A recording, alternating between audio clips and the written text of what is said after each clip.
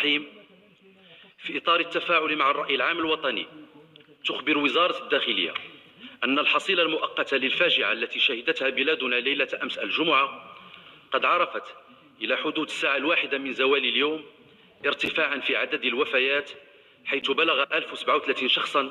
تغمدهم الله بواسع رحمته، و1204 جارحا،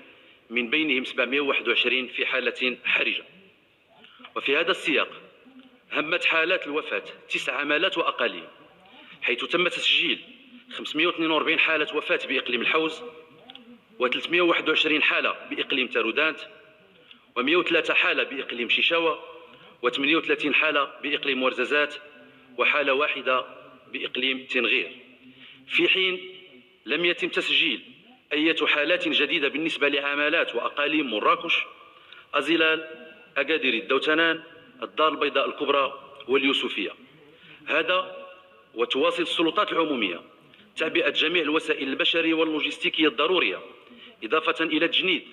وحدات تدخل متخصصة مكونة من فرق البحث والإنقاذ،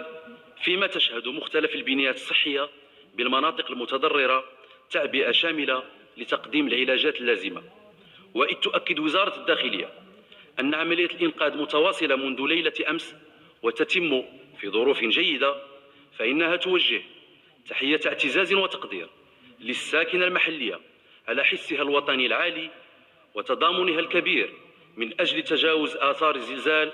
ودعم الجهود المبذولة لهذه الغاية من قبل جميع المصالح.